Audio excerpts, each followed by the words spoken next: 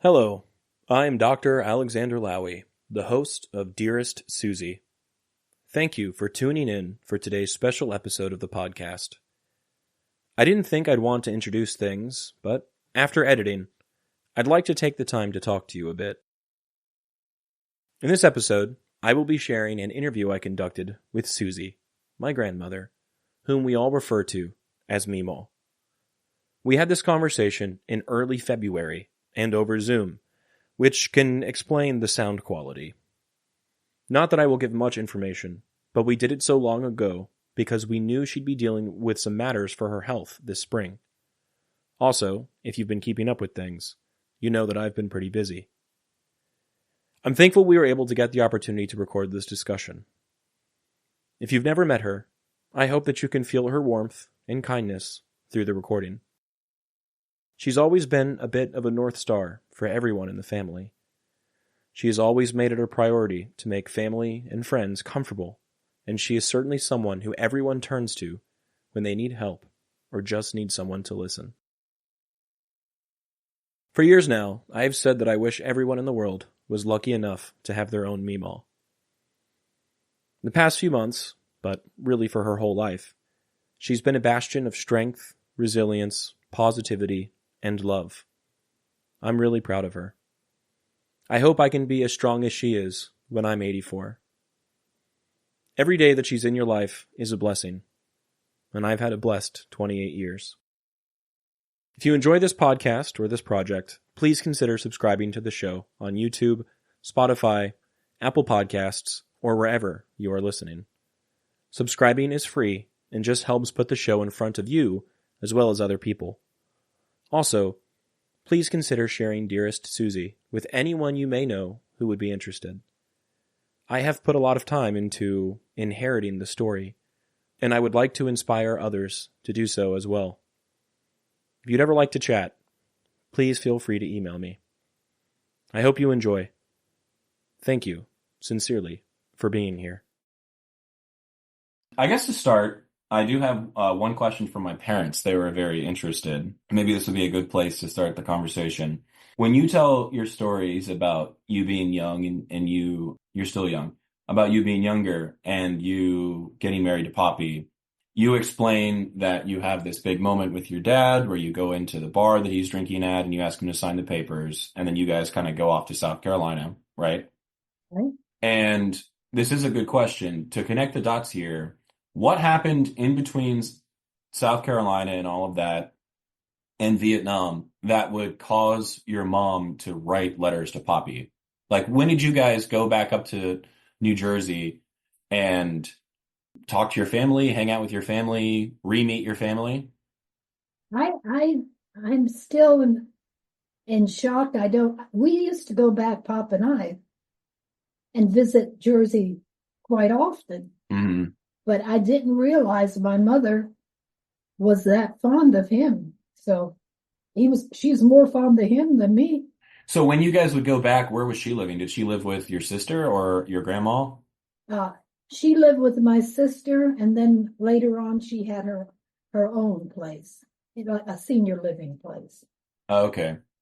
And that's because she was kind of in and out of that institution upstate, and so she kind of had to have someone to live with her.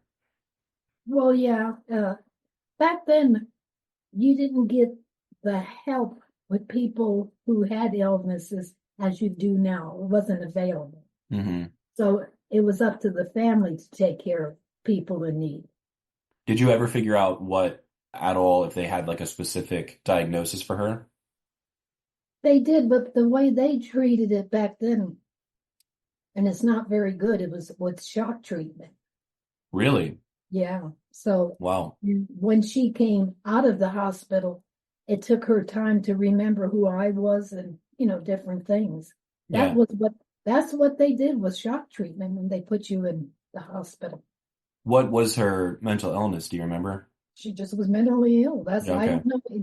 Did they put a name on it back then? I don't know. Oh, okay. That makes sense. But later on, though, they start treating her with injections to help keep her calm. Interesting. Instead of the shock treatments, Mm-hmm. she graduated to injections. Okay. Now that we're talking about that, I kind of find it so fascinating. What was, I guess, because you're the youngest, right? Yes. The youngest of five? 5. Five. What was your early childhood like? Because if your mom suffered from mental illness and your dad suffered from alcoholism, what was it that kept them together for the span of time it took them to have five kids? I couldn't tell you. No idea. She was kind of what you would call enabler. Mm. Uh, I guess she found excuses for why he was the way. And I can't talk because I know I'm an enabler. So, Well, yeah, maybe that's for a later part in the conversation. yeah. But okay, so wow, interesting. So they kind of stayed together because of that, and they never got a divorce, right? No, no. They got separated. They were separated for many years because he died alone in a room all by himself. In Manville, Yeah. where you're from. hmm Wow. He lived, my grandmother owned the ice cream store and the clothing store, and above her, she had different apartments, and he had a room there, and that's where they found him. Wow. And so that was your dad's mom? Yes, Okay. And she was the one that spoke Hungarian. yes, Okay. yeah, mainly Hungarian, very little English. And your mom was actually from Ohio Yes, because her family immigrated from Hungary and went straight to Ohio with one of yes, those Hungarian communities. What town do you remember? yeah. They went to Cleveland. Cleveland. Okay.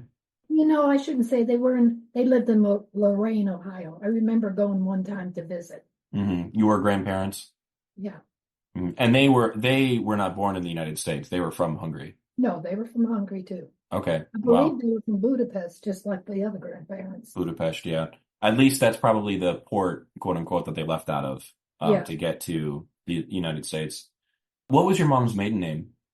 Murray, Murray. Murray. Okay. Interesting. Murray. Yeah, when you were growing up, what was Manville like? I know that you kind of quickly, when you were in your teens, started hanging out with Betty, and then that's when you met Poppy and stuff like that. But what was Manville like before that? Very small, very ethnic town. Mm-hmm. It's kind of funny because the Hungarians and the Polish people, the Italian people, they all spoke their own language, so they really didn't interact with the other.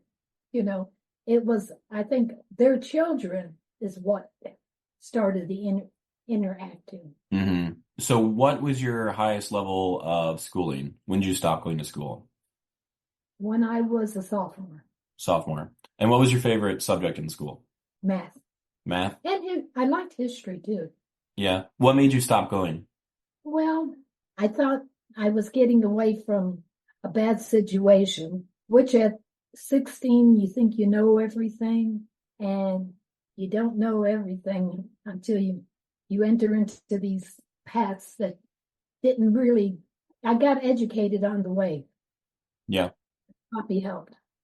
Yeah. That's funny. There's a question about Poppy helping educate you that I heard from Katie that I don't think I should ask right now. I'll ask it. Katie told me, and if this is something you don't want us to include, I'll cut it out.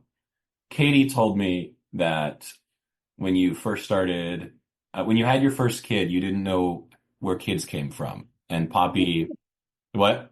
That's true, what she said. Okay. I came from the doctors and said, what did we do special? I really did not know. I wasn't, the only person I really had helping me grow up was my sister. Mm-hmm. And here we go. Back then, we don't talk about a lot of things. You didn't have the education in school. You didn't have it, you didn't have it. My mother, she never told me anything. Of course. The only thing she could tell me, if I drank out of the glass, be sure and wash it, put it back away. Mm-hmm. That was the only they just didn't talk back then. Yeah. Parents. And how much older was Aunt Min than you? Oh, well, I always say 10, but it was like 9. 9. And so she did a lot of raising you? Oh, yeah. Yeah. That's why we were so close. Mm-hmm. And the silent ones was my 2 older brothers, John and Al. I would say they spoiled me a lot. because they try to give me everything that they didn't have. Mm-hmm. And that they knew that you weren't going to get because of your parents. Yeah. Well, I would have never known. Yeah. And Al, most of his life was a carpenter, right? Yeah. He was supposedly a good carpenter, but what can I tell you? Yeah. And what does Al stand for? Oh, Al, my brother, you mean? Yeah. What's it short for? I thought you meant my father, because my father was a carpenter also. And he used to take Al when he did roofing and have him go along with him. Oh, I didn't know that. What was your father's first name? John. John, let's go. Yeah. Okay. But no, Al, he's a master carpenter. Yeah, he built his house, didn't he? No, but he redid beautiful spiral staircase in his That's house. it. Mm-hmm. He actually got the house from his mother-in-law. Oh, okay, from Aunt B's mom. Yeah. She's a little older than him, right? Well, we don't discuss that. That's not something we're allowed to say. Oh, okay, never mind then. We don't say how old Aunt B is. That's not in the vocabulary. Okay, I won't ask that question again. I'll try not to. She couldn't be that much older. He's gonna be 90 this year. So Yeah, he's pretty old. no, not really. Not yet. Yeah, he's not that old yet. He's the one who says he delivers cakes to the old people. He does. Yeah. For the people who are listening, I called him on his birthday this year, and he had to tell me how young he was. He wasn't that much older than me, and he's in the best spirits. What is his name short for? What is Al short for? Alex. Alexander? Mm-hmm. Yeah. I've been told, and then you named Brett, his middle name, Alexander. Yes, Alex. And then apparently that's where mine came from, which is nice. I don't know. Your mom said that she always, before she even knew me, that she had two names for boys, Z and A. So I can't say she named you after them. Well, it's at least a coincidence. Exactly. Yeah. Look like my brother's daughter. She named her son Alex. Mm-hmm. Yeah. So, yeah. Obviously different last name, but yeah. Yeah. And what was your mom's name? Mary. Mary, and that's who Aunt Min was named after? Who? Aunt Min? Your sister? Oh yeah, but don't you dare call her Mary. Her name was Minnie.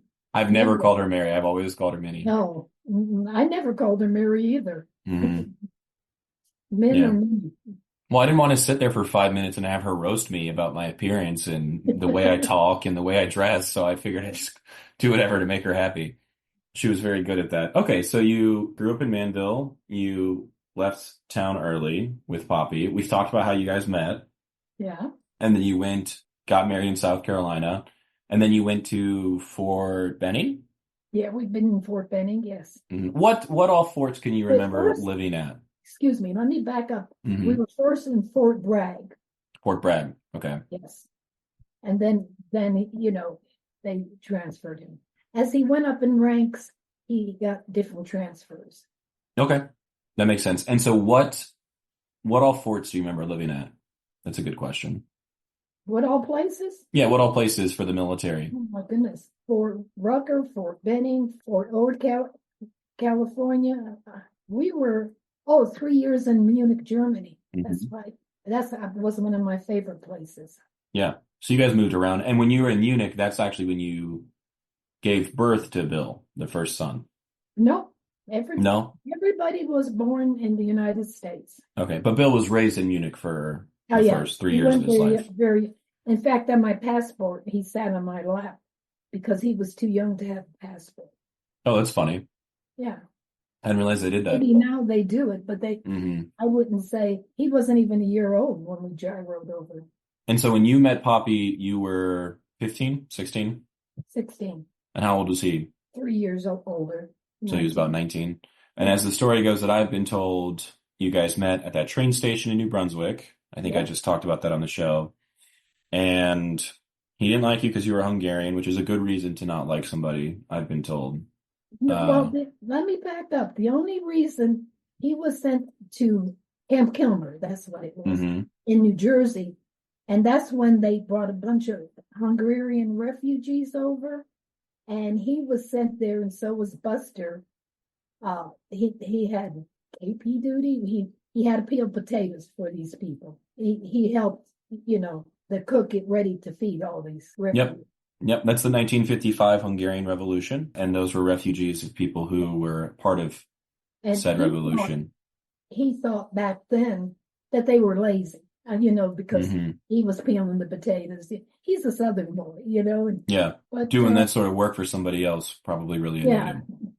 Well, he was only a private or something, so. So I'm interested to know, just in general, how much did he talk about his past, his childhood, when you guys were dating or when you guys were early on in your relationship? Did that ever come up? Did he ever care about anything like that? He had a very good childhood. He grew up on his father worked on dairies. His mother really never worked. He came from a family of 7. He was the oldest, and they didn't have a lot, but they were very family oriented. And his mom was one of the best cooks in the world. She could take a chicken and feed 30 people. And her name was Effie. Yes. What was her maiden name again? Crouch. His dad's name was O'Dale. Yeah. Which, for anyone listening, it's spelled Odell. And I said Odell probably at this point a couple months ago to Mema, and I got corrected very quickly. It's O'Dale, which is, I think that's funny because now whenever I see anyone who's like a celebrity with the name Odell, I think, oh, it's not Odell, it's Odell, but they probably pronounce it Odell. I know Odell Beckham Jr. calls it Odell, so whatever. He's a football player. Interesting. So he did talk about his childhood a lot. Yeah, he grew up, like I said, on a dairy farm. He got to ride a horse. He helped his dad in the dairy. I think one of the most funniest moments when the milk's coming down on a cooling system, he stuck his tongue to it and he got stuck and they couldn't get his tongue off. To the cooling system or to the milk? The milk was coming down the cooling system and he stuck his tongue, and that's when it got stuck. That's funny. Yeah, the milk had to run down the cooling system, so Gramps had to shut it off. So that's like a cold, almost like a cold like pipe, and he stuck his tongue to it. Yeah, because the milk was dribbling down. Yeah, so he was like a Christmas story before a Christmas story. Yeah. That's funny. That's really funny. Yeah, of course, he never heard anything like that from him, which is funny. Well, and when he was growing up, him and his sister, next to the oldest, Laverne, they would come to Georgia and stay with great grandma, and pick cotton, and that's how they made money to get their school clothes. And Laverne and him would have a contest who could pick the most and make the most money. And picking cotton it's a very hard job. You can, there's thorns in cotton. Yeah, you can prick yourself on it pretty easy. Yeah. Is that when? Because I've heard the stories about how that would be the sharecropping that he'd do, I guess, seasonally. Is that when he got tired of zucchini or something like that? Wasn't there a vegetable that he hated because he used to have to eat it all the time? Be one of them, because they mainly had mostly fresh vegetables. And I don't remember him eating zucchini when I was married to him. So it might have been something like that then. Yeah. Well, he became only a meat and potato person. Yeah. He wasn't a vegetable person anymore. Yeah. Which is why in the show I always find it interesting when I read a letter where he talks about food. Mainly because, just as an anthropologist, food is really, really important to everybody and to every culture, and it says a lot about where you live, how you live, and all of those things.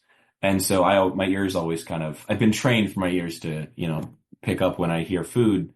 And additionally, I know that he was so picky. And so when you hear that he had to eat duck eggs for breakfast or, some strange cuisine to him, it's very, very funny to think that he would do that. Well, remember, he wouldn't eat the duck eggs. He ate the other two, the OS and all. Yeah. But it was a big culture shock to me because I came from the north and him from the south. There were so many things I never had, and like his okra and squash and everything, and they just ate a lot different than we did. And we both were kind of from very, I wouldn't say poor families, you know what I mean? Modest. Yes, very. Before we leave Manville behind, I did have one more question. Where was your first job? Well, where the diner. I worked as a waitress in the diner. That's still there today. Yes, it sure is, and it's one of the best places to eat to It's this so day. good. Yeah. Yeah. One of those places that after you order an entree that will feed you 4 times, they also have to give you a slice of cake included. Yeah. You order bacon, you get half a pound of bacon. Yeah. And the last time I went there, I went with you and Aunt Min, and I paid, and Aunt Min was very angry at me. Very, very mad at me for paying for, and it was cheap too. That cost almost no money. I don't know how the place stays in business. And No, I don't to this day. yeah, she got very frustrated with me for paying, which I thought was funny. But just think, 60 years later, even more than that, that diner's still there. It's under different owners. Yeah. That speaks for itself. It's called the Manville Diner, and you don't see many diners around anyway. No. Well, now that we're talking about that too, the one other thing, I recall, what was one of the big, like, economic outputs of Manville? You remember? They have pictures of it in the diner. I think your brother told me a story about it. I can't recall. Asbestos? Oh, yeah. Yeah. Yeah. And apparently it used to just, like, fall everywhere, right? It felt like snow. Yeah. Like snowflakes coming down. Here we go again, Jones Manville Corporation. And it was an asbestos plant. And as kids, we didn't know any better. When it was coming down from the sky, we'd open our mouth and swallow it. That's insane to hear. I'm surprised if they're still around, if that corporation was still around. I bet you could sue them probably, right? There's some settlement out there. Is.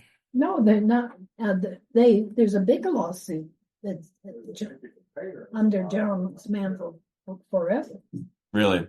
Yeah. Did you ever get a settlement from them? You should have. Did I what? Did you ever try to get a settlement for being exposed to the asbestos? Well, you know what was crazy? My brother Mick worked for them in the plant. Maybe a year or two. Both of my brothers went to work too when they were 16.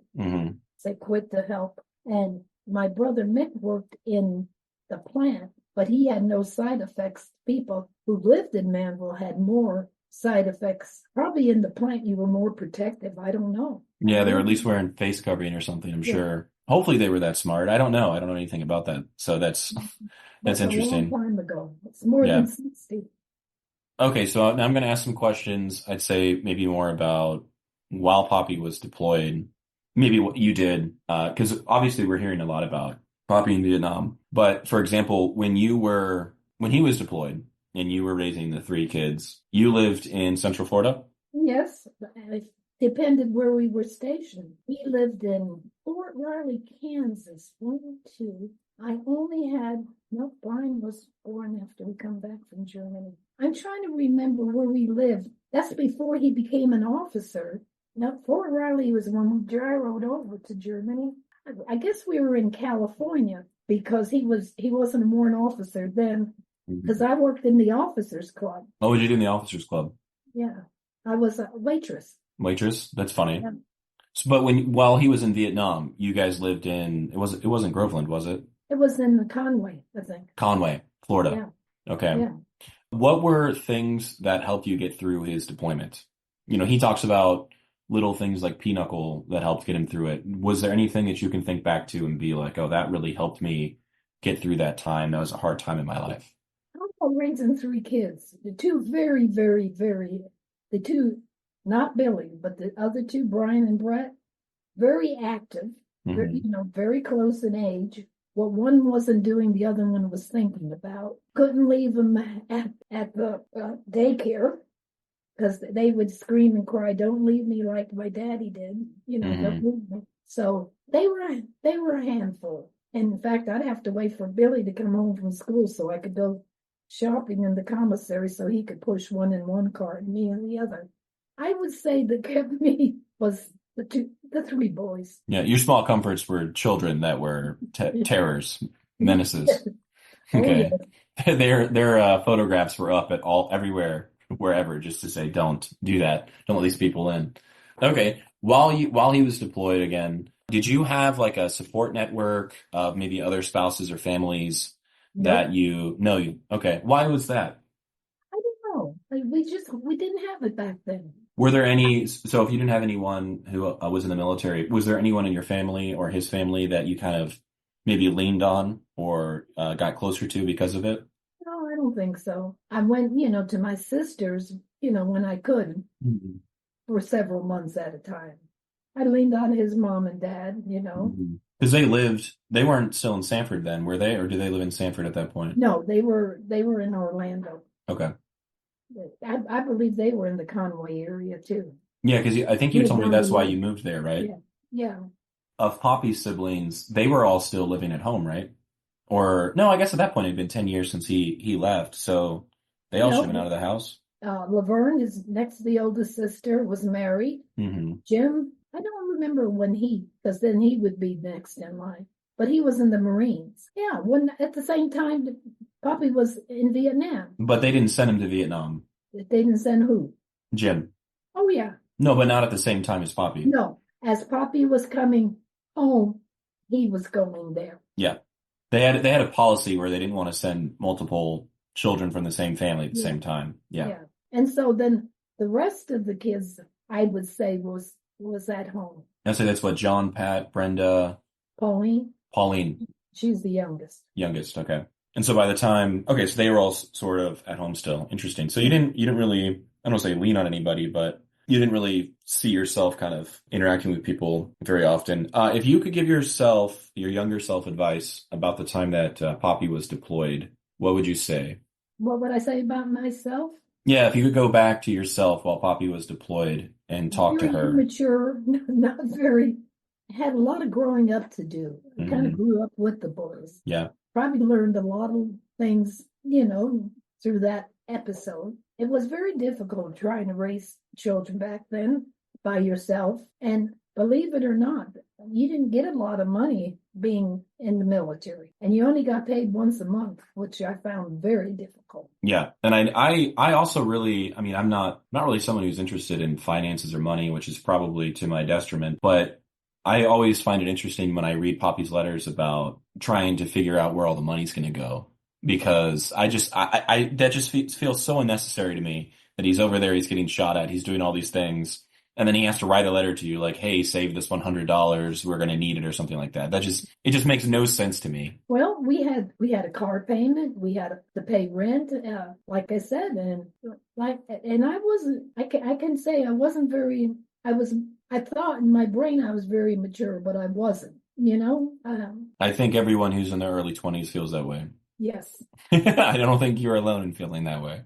Okay, so when he came back, do you remember like the first meal you two had together, or like what you guys did when he got back? What was the first thing you guys did? I won't answer that. Oh, okay. Sorry, that's a dumb question, I guess. Never mind. Besides that, what was the first thing you guys did? Probably went out to have a good meal, Okay. Because how picky he was. Yes, yeah. Well, listen, I tell you what, he learned a valuable lesson in Vietnam. He couldn't be too picky, but he was, what a thin man he was. Yeah. So what was his favorite restaurant when he in the States? Do you remember? Not really. No. He liked a good steak. You Just go get a good steak from somewhere. So when he got back, I think it's been pretty clear, and we've all kind of talked about it. He was a different person. Is that fair to say? Yeah. What ways, maybe in the little ways we could say, was he different that you kind of noticed? Let's just say first. Like, what were the first things that you realized that, hey, he's not the same person? Just the way he was and acted, He would get so put out if somebody did firecrackers. Just things that never bothered him before were a car backfire. You could tell his nerves were kind of bad. That's why when he came back, he wasn't even back a year, and that is why they were going to send him back to Vietnam. And that's why he got out of the service for a while. Yeah. Well, that's when he got out for good. That when he came back, he got out for good. He didn't rejoin after he got back. Yeah, he did. Okay, tell me about that. I didn't know that. Well, that you're right. He did get it. That's right. He spent 13 years. Yeah, okay, he did. Yeah, I was gonna say my understanding was he got out before Vietnam, and you said he tried to live civilian life for a few months and just didn't cut it, and that's why he went back in. Yeah. Okay. And then he went back in and he had trained pilots to go over there to Vietnam. And when he found out, there was two things that made him get out. He didn't like shoving the new pilots to Vietnam because he didn't think they were properly trained. And second, they were going to send him back. And he said no. Yeah. He didn't think if he ever went back, he knew he'd never come home. I think it's a real fear. I mean, one of the letters I just read that he took fire 37 times in a week. It's getting shot at over 5 times a day. Yeah. You can't even imagine such a thing. I haven't even been shot at once. So having that happen 37 times in a week sounds pretty hard. A lot harder than something I would want to do. But even though he had problems when he came back, he seemed to keep on flying. He loved to fly. Mm-hmm. Kind of funny. He almost flunked out of flight school in the beginning. He had to take a course over. The auto rotations were bad. That's when you cut the helicopter off and you come down. But then he went to work for Citrus Helicopter. Mm-hmm. Enjoyed that immensely. Then he went on the tuna boat. Enjoyed that, I guess, until he had a bad experience there. Yeah, that was when his lights cut off, his electricity cut off, and he thought he was going to crash in the ocean. Yeah. Then he never flew again. Never again. I do think I recall an amusing story of you at a flight simulator. Oh, yes. What was that? It was the hardest thing. If I was really flying, I would have been upside down and everything. When I come out of the simulator, I almost broke the door. I was so upset. And those back then, those weren't computers or anything like that. Those were just mechanical flight simulators, right? Yeah. Yeah. They were fun, if you want to call it. Yeah, if you don't want to crash it like you did. Yeah. That'd be good. Yeah. So the way that I tell this story, it was COVID and you came down to visit and you handed me the folder with the photos in it. And it kind of re-sparked this interest in Poppy service, mainly because I couldn't do what my PhD work was supposed to be because there was a pandemic going on and you can't really do field work in that situation. And I'm thankful that all of that happened. But when you handed me that folder or when we started talking about these things again, did you imagine that, I would sort of take it to where I've taken it? Or like what, did you ever think we'd get to this place, I'd say? No, I think it's absolutely wonderful because he did in his time wanted to write about it. Mm-hmm. For some reason, he never did. And when he got so ill, he had nothing but time. But he never, all he would say he was worthless. That if it wasn't for the computer, I don't know if he would have made it. Yeah. And can you tell me more about when he said he was worthless? What do you mean by that? Because he didn't drive anymore. I had to take him to his appointments. After being such an active man, think about it. Look at all the jobs he had and all the things he's done. Mm-hmm. And then he's contained with having to have oxygen.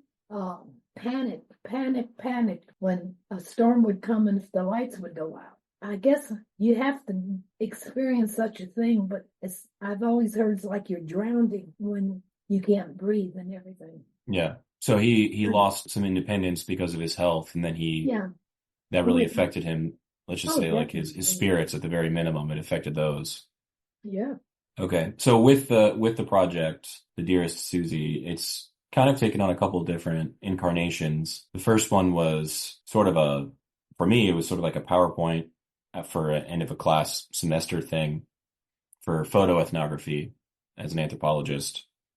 And then that apparently was good enough that ended up being my master's work, that project. So I know I've shared this with you, but my master's degree was actually in this. And apparently it did a good enough job that it would get me a master's degree, which was interesting. And now that I'm done with my PhD and the times matched up, this is a podcast and it's its own thing, sharing the letters, sharing the stories, sharing the photos. As his wife, what do you think about all of that? I would say, I know that's a really broad question, but what are your thoughts on knowing that his experiences, your experiences are, not only important to me as your grandson, but what does it mean to know that there are people who are interested in these things? Well, if you think about it and all, what does it say? One like life travels in full circle. Mm-hmm. So the people in Afghanistan and all, they're fighting the same thing, but in a different way. Mm-hmm.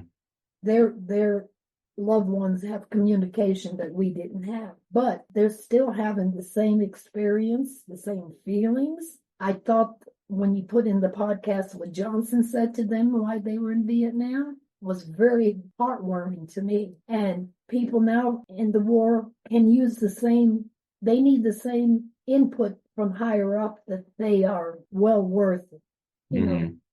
What they're doing over there means something. Yes. Same support, maybe. Yes. Have you seen any changes, not with me, but maybe with my dad or one of my uncles or anyone in the way that Popi himself has talked about, I would say, since we started doing all this? I think so. Some people are unhappy about it and some are. You know, saying maybe instead of saying drunk, you know, drunk having alcohol problems, you know, it's everybody interprets things in a different way. Yeah. Like you say, ask 3 people to repeat what was said and you get 3 different. Yeah. I mean, you know, as far as calling him a drunk, I mean, that's also a colloquial term. I mean, everybody knows nowadays what that means. Yeah. And whether or not he was struggling with, I would say, his mental illness and stuff, which he clearly was, he also did drink heavily, and that did, let's just say, affect your kids, and by extension affected me and my cousins and my brother. And so, you know, if someone dislikes the use of my descriptions, I apologize that they dislike them, but you know, it is just a colloquial term. I can't imagine that does more damage than the things that he did to people. Well, you have to say this. You, people younger than you, people older than you, are more educated now than they were back then. The education wasn't there. If they had it, we have so many ways now with TV and all learning where we didn't have that back then, the knowledge. And I think with growth comes knowledge. Yeah. I know that I'm not going to say it's because of the questions or anything, but it was very nice that a lot of the stuff that I was asking questions about happened alongside the process of us getting Popi in the Florida National Veterans Cemetery in Bushnell. That was a blessing. It was very good that we could do that. What sort of, I would say, just by asking questions and talking about it, which is what this is essentially. Do you think that there's been a net positive for doing that, or net neutral, or have things gotten worse about how people think about him? How they say different strokes for different folks. It all depends on how people interpret what you did. I learned a lot because I forgot a lot of years. Just because I learned, that doesn't mean everybody else did. I mean, yeah, or that they wanted to learn. Yeah. And it's history. It's history that people should know and how it affected people. So, I think from all the people that have read your podcast, I think they've learned. I don't think you would have had that many people. It amazes me the interest that you got from people. Mm-hmm. Doesn't it you? Oh, for sure. 100%. Yeah. And I think the reason why I'm asking these questions specifically, these past few, is because I'm trying to make a broader, I guess, argument that though these things may be specific to our family, there are things within them that are almost universal to the experiences of a lot of Americans, of a lot of people around the world, and a lot of people who have family members who have served in some sort of active war, some form of combat. And, even though, let's say, for example, I have a really good friend whose grandpa served in Korea, even though it's a different war, it's a different place, it's a different time, he's told me that a lot of the little things that you hear about with just the way that the family talks about the service or the way that the grandfather acted or something like that feel similar, at least, and are things that can be related to and connected to. And as an even broader point, I think I made that point pretty clear when the episode with President Johnson about the election. It's not like we're not still getting into armed conflicts. And there are still people who are my age at this point, younger, definitely younger, who are the ones that are actually going to have to go over and be involved in those armed conflicts. And I'm not saying that those conflicts aren't just or unjust or anything like that, but certainly there's a cost to engaging in those things, and they don't just stop with the person who did them. I mean, the pain that Popi experienced, is it fair to say that it didn't just end with him? Oh, no. It goes out to your whole family. Mm-hmm. It involves everybody. Yeah. So it's a cost that has to be paid by everybody. And what were you going to say? Well, I was going to say one thing. I think what probably hurt him the most, he could never talk about it to anybody, even me. That's the worst. When he shared the stuff in the letters when it was happening, it was okay. But when he got home, he didn't ever want to talk about that again. Do you think that's because he was trying to protect you, or because he didn't think you could relate to it? You couldn't understand? No, I think it hurt him so bad. He was a very tender-hearted. Just from his letters alone, you could see that. And I guess at his age and back then in the time, you're supposed to be a man. You're not supposed to let your feelings be known. That's why he was his own worst enemy about that. He never discussed it with you, me, nobody. Not at all. And I even recall growing up when I was in middle school, when I was in high school, there was this fascinating idea that I kept drawing from the family well for projects for school. And in middle school, I did a project on medevac helicopters, and I called him and talked to him about it, which is probably the most I ever spoke to him about it. And he didn't really have a lot to say. And I know at one point, I think you guys sent me his flight log from Vietnam, and I'm sure that's somewhere. I think my dad has that probably. But just understanding that and understanding that there's like this heritage that he didn't really want to talk about, or this experience that he didn't want to talk about, talking about it. What do you think that talking about it has done? And he's not here, but what do you think it's done for the rest of us? He probably have a lot of questions about what possessed him to go the route he did, came back. Yeah. How would you describe him as a father after he got back? He was a very tough father. Mm-hmm. Very, yes. And, for both of us being so young, we sure had a lot to learn. We did. I can say we weren't the best parents. We weren't the worst parents, but we could have been better parents, if that makes sense. And I think being young like we were, I guess it was just hard to, after Vietnam and how they treated the people who come back, there's just so many mixed emotions. What was expected of you, him, Yeah. And what possessed him to go on the tuna boat? Because I know that, I'm sure my dad will talk about it at some point, but he certainly didn't appreciate the tuna boat and Popi going on there. So what possessed Popi to go on the tuna boat, do you think? How did he even get that opportunity in the first place?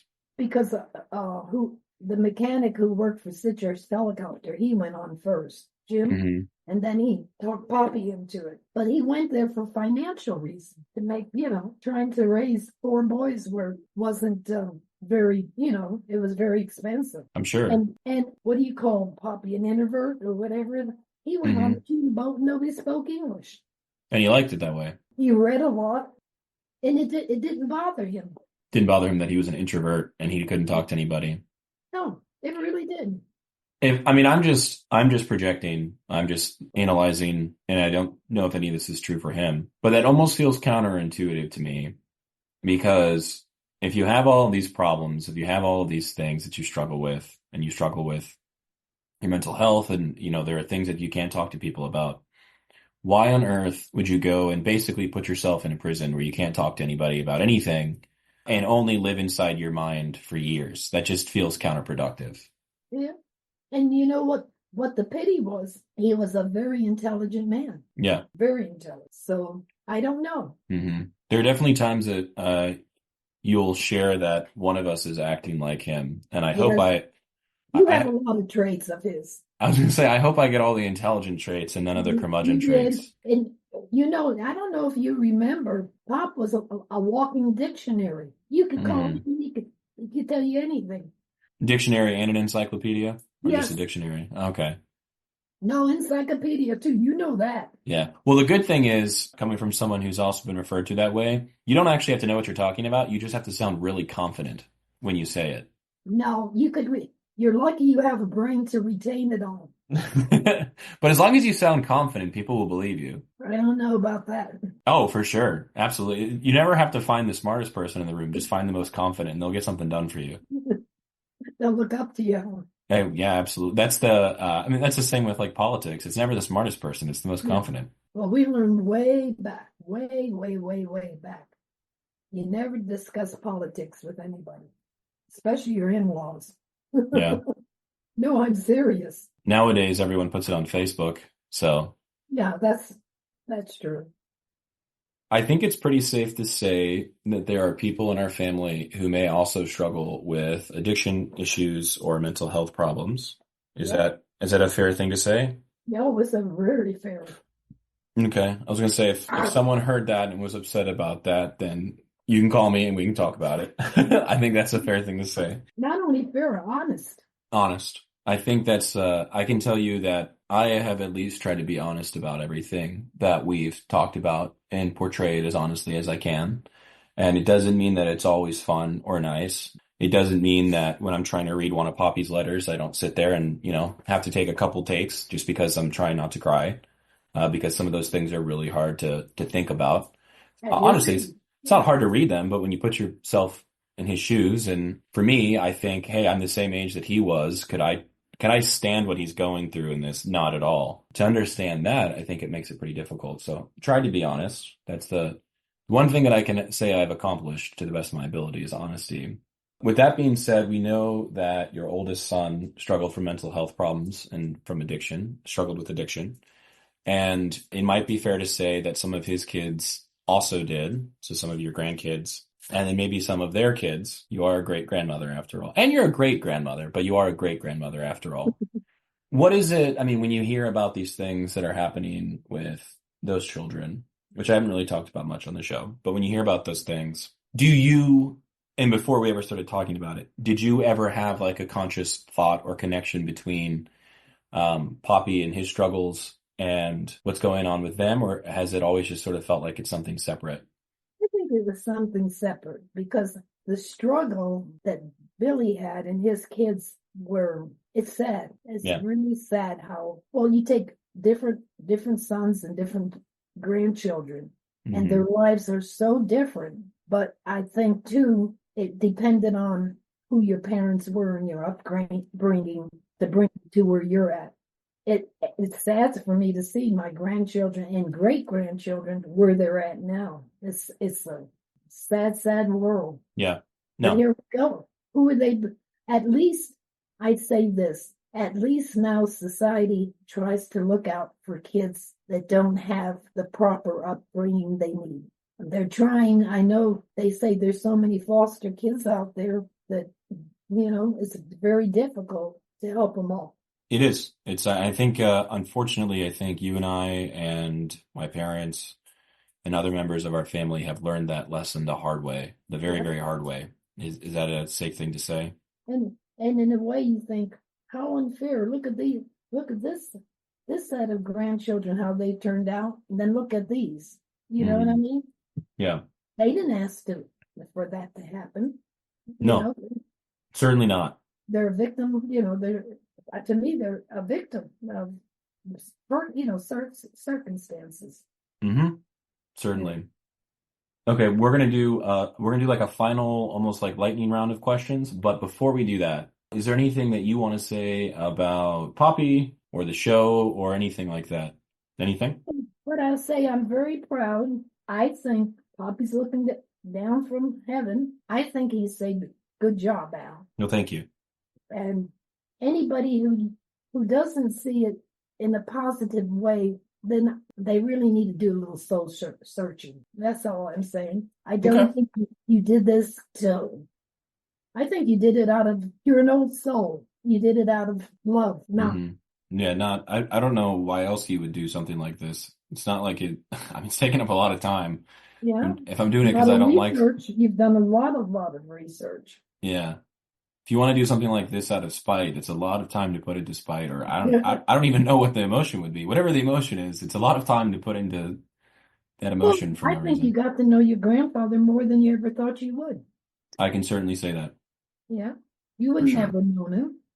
And look at your dad, how he had problems with Poppy, and then when he said at the ceremony how he changed, and it was very heartful. He didn't hate his dad. He loved his dad. But it took time to find out why he was who he was. And you can only get there from telling the truth and from communicating. You're not going to get there from hiding. Nope. Not at all. Before the lightning round, I guess one last question, because I was thinking about this as well. Why did you save the letters? Because he said, I didn't really save them. Poppy did. He put them in order. I had nothing to do with that. Okay. He said he wanted one day to write a book, and the day never came. And I just like the slides and stuff he told me to, get rid of, throw away. I just couldn't do it. I mean, after 40, 50 years, why would I be throwing these things away? Well, sincerely, on behalf of the people who are interested and myself, thank you for not listening to your husband. I appreciate it. Thank you for doing the opposite of what he wanted. I did. I did that. Thank you. I really appreciate it. But you have to remember one thing in his own way, especially the slides. He Mhm. really wanted to tell a story too. Mhm. And that's why he asked, remember, Nicole to do some and everything. Really down deep, I think he wanted all this to come about like it did. Yeah. He just didn't know how to do it. Well, And not only if he didn't know how, I guess he was beat up. That's all yeah. I can. This is certainly, I would say, it's been like a dream project for me to be able to work on this. And I can assure you that there are very smart people who have qualified degrees, who always have to tell me how, not that it matters, but that those things matter, but they always have to tell me how interested they are in all of it. And they think it's very fascinating and important. So it's nice to hear that the passion project that I had in my head, other people acknowledge is not that I need validation from them, but it's nice to know that other people Yeah. are enjoying it and think it's important and worth an investment in time. Because like I said, it's certainly been an investment in time, but it's been certainly one that I would do again and continuing to do until August. And then we'll probably do a bit more after that, certainly after that. And I know I've told you this, but sort of the plan for it is that once the podcast is over, I will, if you take the script from every episode and you stack them, and you take all the letters and you stack them, and you take the diary and you stack it, and you take all the things that I've written, aside from the podcast, there's going to be a pretty long manuscript. At this point, I'm actually nervous that it's going to be close to 150,000 words, which is a very long manuscript for something like this. So there'd probably be significant cuts. All of them would be my words and not Poppy's. But hopefully, maybe come September of this year, I'd have a better idea of what that would look like. And the intention is to get this I'm at least going to query this to agents and editors to hopefully be a book one day. Well, didn't you say too you were going to try in the Sanford Library or something? My dream is to get a lot of, if they're ever interested, I have to talk to them more. My dream would be one day to maybe donate his materials to the Sanford Historical Museum. And for those listening that don't know, Sanford, Florida is where I was raised and went to school and grew up. And I didn't find out until I was way too old that Poppy was also raised there for a significant amount of time. He and I went to the same high school. He never thought to tell us that. It was his sister that shared that. But all of his siblings went to the same high school that I did. I actually went to the same middle school and elementary school. I didn't go to the same elementary school. Went to the same middle school as some of them. I went to the historically black elementary school and they did not go to that as well. But yeah, so it was really, really neat to know that there's sort of that history and lineage there, basically on accident. I don't really, from my understanding, it's just total accident that I shared those things with them. But it's very cool to know that I went to the same high school as my grandfather. I know maybe a lot of people can say that, but when you grow up in, suburban sprawl Florida and people are always moving around, there aren't many things to tie you to that place. I mean, I think it was Aunt Laverne who told us about it. We would have never known that they spent such a long time in Sanford. We knew that they lived there, but we didn't realize that they all went to school there. And then the place that I grew up doing acting, because I grew up as an actor. That theater was the movie theater that they used to go to. Okay, yeah. The rehearsal hall where we would rehearse was the bakery that they'd go to, and they told us stories about, getting a quarter and buying their movie tickets and getting a baked good and then going to the movie theater and watching movies. So there's just a lot of things where that town in particular will always be home to me. And it's nice, it would be nice for his materials to end up at their history museum one day. That's sort of my dream. So if they're ever interested, that would be the idea. But hopefully the book becomes worthy enough and then they think, yeah, I guess this guy was important enough to accept these materials. That would be the dream. And it was Herlong's Dairy that his dad worked in. Yep. And the place where that dairy was is now a neighborhood. No surprise. Is now what? A neighborhood. No. Yeah. We actually we think we found the house that they lived in for a little bit. No surprise, it's a little tiny for 5 kids, but that's okay. Or 7 kids, right? 7, yeah. 7, yeah. It's a little tiny for a family of 9, but it's I know that they are happy to be there. And from all accounts, they all claim that they love growing up there. It was a really nice place to grow up, and I can certainly agree with that. So. Well, when I first went to his house, don't forget I was from New Jersey, and there was 2 things I wasn't used to. They didn't have running water. There was a pump outside that we'd pump the water, bring it in to do dishes and stuff. And I never, ever was in an outhouse before until that was very new. What's funny, you mentioned the water. There's just this thing that you have to know from living there and growing up there. There's something about that Sanford water that just tastes nasty. Sanford tap water is disgusting. And for the longest time, I never drank out of a tap because, especially if you go to like a fast food restaurant, oh my God, never order the water. You have to order soda or tea because the water is disgusting. It's just gross, especially near the lakefront. It's gross. Well, a lot of the places in Sanford had sulfur water. Yeah. Smelled like rotten eggs. That's what I'm talking about. It's disgusting. It's so Yes. Gross. It's so I gross. I couldn't take a shower. When I first went there, I thought, I'm not going to shower in this. No, you shouldn't. It's funny. There's actually a chicken place. I know exactly where it is. I don't want to say it. Not that anybody cares, but I used to go there sometimes after school. And we would order the water to prank our friends. We'd like pour it in something else and give it to them because it was just gross. You just knew that this one fast food place had the most disgusting water you've ever smelled.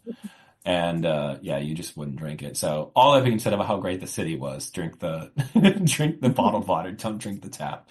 It's still like that, which is unfortunate, but yeah, it's funny that they've never fixed that problem. They just haven't fixed it at all. Okay, so the lightning round and then we'll be done. What's your full name? Susan Rose Lowie. Why were you named Susan Rose? After both grandmothers. Both grandmothers, who were both Hungarian. Yep. Mm-hmm. Yep. Actually, my name isn't really Susan. It's Suzanne. But Suzanne. I've never gone by that. What is your favorite color? I think I like purple. Purple. What's your favorite food? Oh, everything. I'm part garbage can. I do have funny stories of spending summers with you guys. What did we call our nooner, our lunch, remember? Lunner, yeah. Lunner. Yeah, I do have funny stories of spending summers with you guys and you at 1 a.m. eating ice cream and saying, "Don't tell your mom." What's your favorite movie? Gone with the Wind. Gone with the Wind. Favorite. And anything that Elvis did, I loved. I was going to say favorite musician, but I figured that's Elvis. Okay. Favorite song? I don't really think I have any anymore. Favorite book? Oh, wow. I like a lot of romance novels. Yeah. Favorite Bible verse? Wow. I've got a couple of them, especially now. There's a couple more. Yeah. Anyone that you can think of off the top of your head? You can paraphrase it. No, I'm not going to say. Okay, that's fine. Final question. I know we said we do a lightning round. If you want to talk about it, were you raised religious and are you still? And how did you merge those lives with Popi? Believe it or not, even though I was raised Catholic and everything, I'm sure Popi was raised Baptist, but I would say he was a more religious person than I could ever be in his own way. He really did live by the good book. He really did. Because I don't think Popi, I don't know if you know, but Popi helped a lot of people when they were growing up, We didn't have a lot of money, so I know he couldn't have given a lot. But he helped some different ones. They'll tell you stories that he bought books or he did different things for them. Yeah. So. Did what he could. Yes. And he would, believe it or not. When we had a friars come to the Catholic Church, he'd come with me if I come home and say, "Oh my God, he is so good. You got to hear him." And he would come and listen. But he didn't say much, Not that. I mean, he never put down when I thought it was, gosh, this is a good one to listen to. And look how fond of the nuns he was in Vietnam. Mm-hmm. and supported the help support gave money to the orphanages, to help the nuns. It wasn't a lot of money because we didn't have a lot of money. That's funny. That reminds me, maybe we can end with this because I think it's a funny way to end. One of the summers that I went up and spent with you guys, the show on Disney Channel called Phineas and Ferb had just come out. And surprisingly, of all people, I bet he'd remember if you ask Brian about it. I know Brian loved that show, and he and I used to watch it every now and then whenever we'd be around each other. I don't even recall Nicole liking it too much, but I know Brian did, which is really funny. What was the name of it? Phineas and Ferb. Okay. Ask him about it when we get off the call. Yeah. And there's a line from Phineas and Ferb where they have a pet platypus, like a platypus from Australia. I think it's from Australia. And his name was Perry the platypus. And the running joke in the whole show was that he was a secret agent and he was a spy. But to the two main kids, he was just a pet platypus. And the thing they kept saying was, he's a platypus, he doesn't do much. And the summer that I went up there, when that was popular, I remember describing Popi as a platypus because he didn't do much. So maybe that's the takeaway. In his later years, he was a platypus. Yeah, he was who he was, Yeah. Well, Mema, I think this has been plenty, and I know you and I certainly have the ability to talk for a couple more hours, but I want people to want to listen to this. Yeah, not a bunch of, yes. Yeah, we could just keep going on about things, but I really appreciate you giving me the chance to talk to you. I know you got a lot going on right now, and I hope that, as I've said, I hope that the podcast and the questions asked and the re-remembering are things that have been good, and I hope you've enjoyed them. And I've been really thankful for the opportunity to get to do this stuff. The fact that it's a job and I'm getting paid in a way to do it is very interesting and very fulfilling. So I'm certainly blessed in that light and certainly thankful that I get to do that. So I appreciate you always being willing to tell the truth to me about things that are hard to talk about. Yeah, I do appreciate keeping Poppy alive. Certainly. And I know you said he would be happy and he'd be thankful, and I know he loved me and I know he loved you. So anything else you want to say, or do you think that's plenty? I think we can bring it to a close, and I'm anxious to hear the very end of it all too. Don't forget. Yeah, me too. I can certainly tell you that it's probably going to go out with more of a fizzle than a bang. We'll wait and see. So Yeah, I guess we'll wait and see. Well, thank you for everything, Mema. love you very much. Love you too.